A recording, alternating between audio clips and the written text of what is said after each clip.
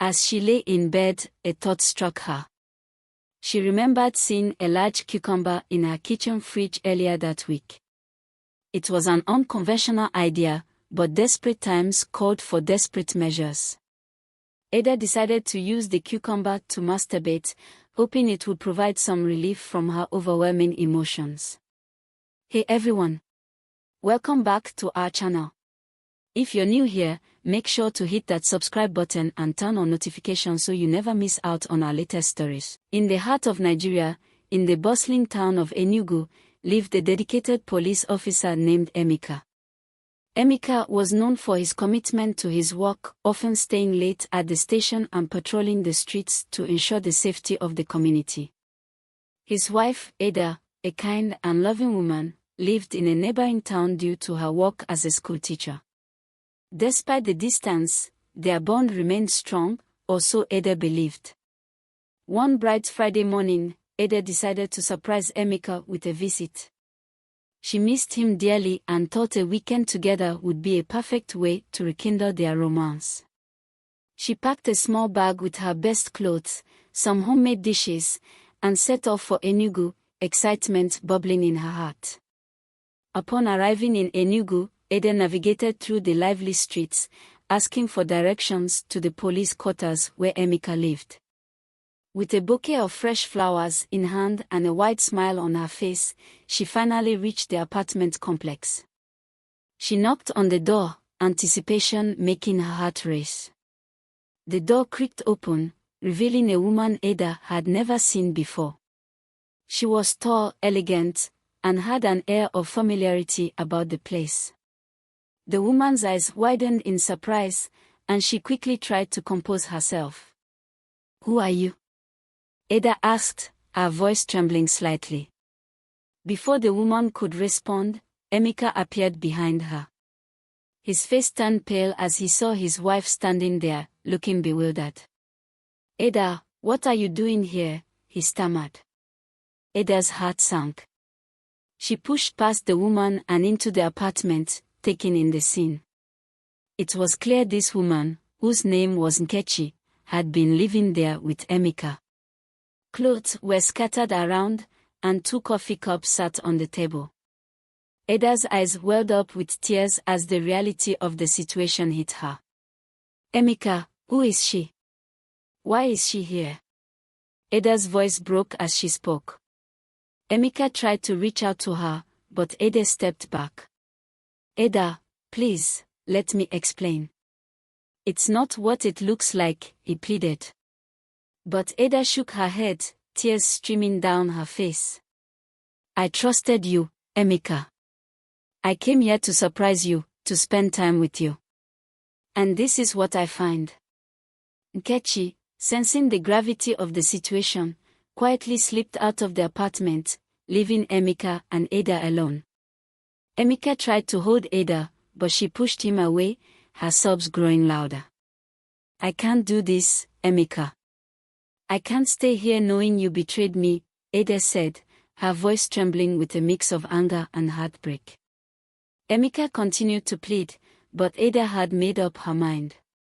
She gathered her belongings, wiped her tears, and walked out of the apartment. The flowers she had brought lay forgotten on the floor. As she left the building, the weight of her husband's betrayal crushed her spirit, but she knew she had to be strong. Ada returned to her home, the journey filled with silence and sorrow. She entered her house, closed the door behind her, and let out the tears she had been holding back. After returning home from the devastating discovery of her husband Emeka's betrayal, Ada felt a deep emptiness inside.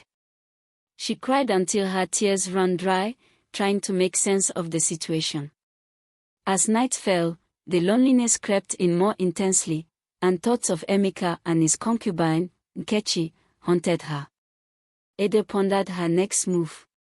She thought about finding another lover to fill the void, but the fear of diseases and further heartache held her back. The idea of being vulnerable to another betrayal was unbearable. Her mind wandered to ways she could satisfy herself without risking her health or emotional well-being. As she lay in bed, a thought struck her. She remembered seeing a large cucumber in her kitchen fridge earlier that week. It was an unconventional idea, but desperate times called for desperate measures.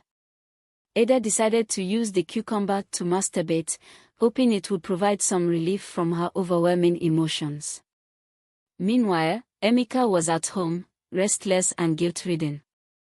He couldn't shake the image of Ada's still-strict face from his mind. He realized the gravity of his actions and decided he had to see her, apologize, and try to make things right. Determined, he quickly dressed and left for Ada's house. Back at Ada's house, she made her way to the kitchen. She opened the fridge, her eyes falling on the large cucumber. She picked it up, feeling a strange mix of anticipation and apprehension. She returned to her bedroom, closing the door behind her. Lying down on her bed, she slowly began to explore her body, using the cucumber to satisfy herself. The pleasure provided a brief escape from her emotional turmoil, and she started to moan softly, her body trembling with sensation. Outside, Emeka arrived at Ada's house. He knocked on the door, calling out her name, but received no response.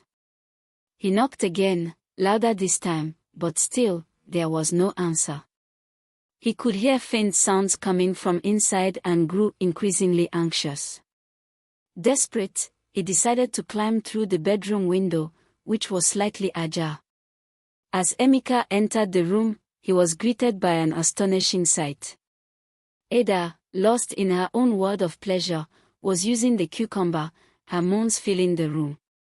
Emeka's eyes widened in shock and disbelief.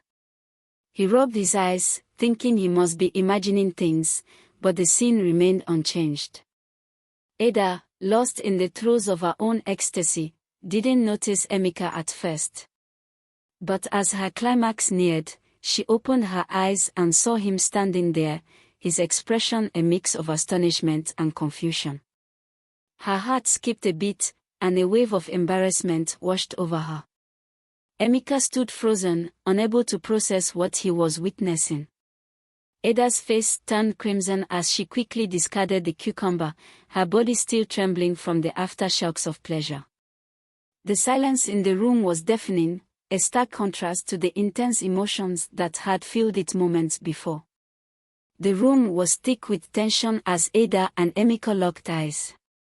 Emeka, still in shock, struggled to find his voice. But Ada, fueled by anger and hurt, found hers first. "Get out of my house, Emeka," she said, her voice steady despite the tears welling in her eyes. Emeka took a step forward, hands outstretched. "Ada, please, let me explain. It's not what you think." Ada scoffed, her anger boiling over. "Not what I think. I saw you with that woman. What does she have that I don't? Why wasn't I enough for you?" Emeka tried to speak, but Ada cut him off, her voice rising with each word. "You're a prostitute, Emeka. You disgust me. I came here to surprise you, to be with you, and this is what I find. You with another woman." Ada's shouting echoed through the small house. Emeka tried to reach out to her, but she slapped his hand away. "Don't you dare touch me. I've had enough of your lies and deceit. I decided to use that cucumber to enjoy myself because I don't need you anymore. You betrayed me, and I will never forgive you for that." Emeka's eyes filled with tears. "Ada, please, I made a mistake. I love you. Please, give me another chance." Ada shook her head, her face hardening with resolve. "No, Emeka. There's no love left for a man like you. Go back to your whore. I'm done with you." Emeka fell to his knees, tears streaming down his face. "Ada, please, don't do this. I can't live without you. I was wrong, I know that now. Please, forgive me." But Ada's heart had hardened. She pointed to the door, her face a mask of anger and betrayal. "Get out, Emeka. Go away and make love to the woman you chose over me." Emeka stayed on his knees, sobbing and begging for forgiveness, but Ada turned her back on him. The sound of his crying filled the room, but she felt nothing but cold determination.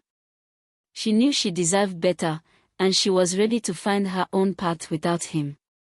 As Emeka continued to beg, Ada walked to the door and opened it, standing there silently until he finally got up and stumbled out, his heart breaking with each step. She closed the door behind him, her own tears falling, but she knew she had made the right decision. After the tumultuous day, Emeka returned to his rented house in Enugu town, his heart heavy with guilt and regret. He knew he had to face Nkechi, the woman who had come between him and Ada. His mind was made up, he needed to end things with Nkechi and try to make amends for his mistakes. Nkechi was lounging in the living room when Emeka stormed in. Without a word, he went straight to the bedroom, grabbed Nkechi's clothes, and threw them into a bag. Returning to the living room, he tossed the bag at Nkechi's feet. "Get out of this house," Emeka said, his voice cold and firm. "This has to end now." Nkechi laughed loudly, her laughter echoing through the room. "There's no place I will go," she said defiantly. "You will marry me whether you like it or not." Emeka's face hardened. "I have not married you, Nkechi, and I will not marry you," he declared, his voice resolute. Nkechi's expression turned serious.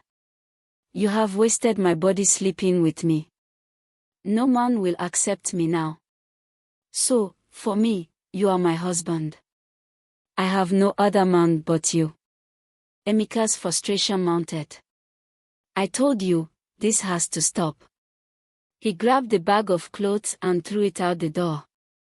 "Get out of this house," he ordered once more. Ignoring Emeka's command, Nkechi stood up and retrieved her belongings from outside. She straightened her clothes and calmly walked back into the house. Heading to the bedroom, she continued to disregard Emeka's attempts to push her away. Emeka followed her, his anger and desperation clear. "What are you doing? You need to leave," he insisted. Nkechi didn't answer. She simply put her things down, climbed into bed, and lay there as if nothing had happened. Emeka sighed deeply, feeling trapped and helpless. He sat on the edge of the bed, his mind a whirlwind of emotions, unable to find a way out of the mess he had created. The night was long and filled with tension. Emeka lay beside Nkechi, staring at the ceiling, unable to sleep. Next to him, Nkechi closed her eyes, determined to hold her place. The silence was heavy, and the consequences of Emeka's choices loomed large, leaving him to grapple with the reality of his actions.